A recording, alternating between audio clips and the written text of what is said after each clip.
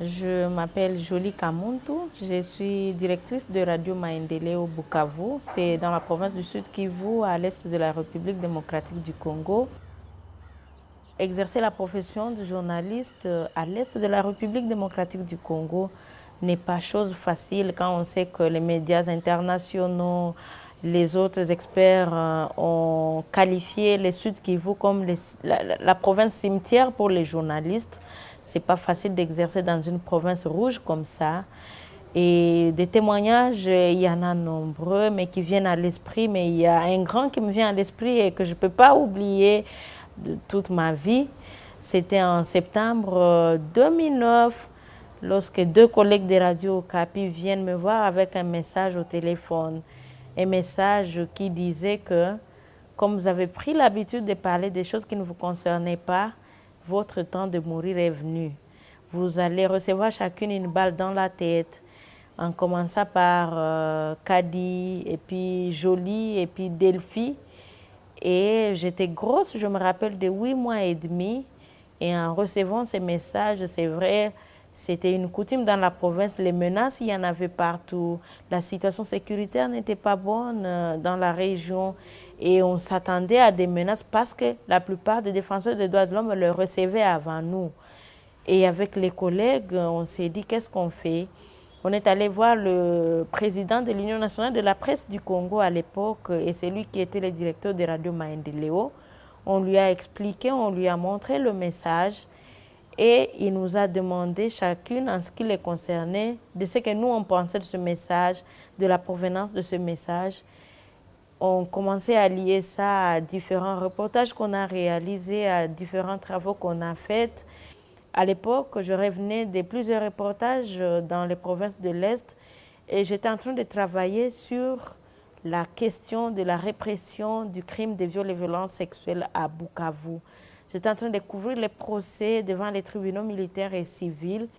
Après cette entrevue qu'on a eue, il y a notre collègue, notre coordinatrice de l'Association des femmes des médias du Sud Kivu qui nous a interpellés en nous rappelant un fait qui s'était déroulé lors de l'enterrement du troisième journaliste à Bukavu. Et un gars qui accompagnait les gens à l'enterrement avait lancé un blaguant disant que 3 hommes journalistes viennent d'être tués et il était le tour maintenant des femmes journalistes. Et elle nous a rappelé cette phrase-là, on a ri au cimetière, mais ce jour-là, ça nous a interpellés un peu. Vous appelez quelqu'un qui vous menace sur un numéro Vodacom et vous dit « Moi, c'est Lucifer ». Vous entrez dans un supermarché et vous dit « Vous êtes dans tel supermarché, vous ne pensez pas que vous allez nous échapper, nous vous tenons à l'œil ». Ce n'était pas facile et c'est un événement qui m'a beaucoup marqué. Je suis restée quand même, je me disais « Voilà, je suis sacrifiée ». Et je ne veux pas abandonner ma profession parce qu'avec la situation de la ville, on ne sait pas où est-ce qu'on peut être abattu. Il y a des gens qui étaient abattus dans leur propre domicile. Il y a des gens qui étaient abattus dans leur propre parcelle. Il y a des gens qui étaient abattus au service. Et donc, je ne savais pas comment me comporter. Et je continue à travailler. Je continue à boulonner sans abandonner.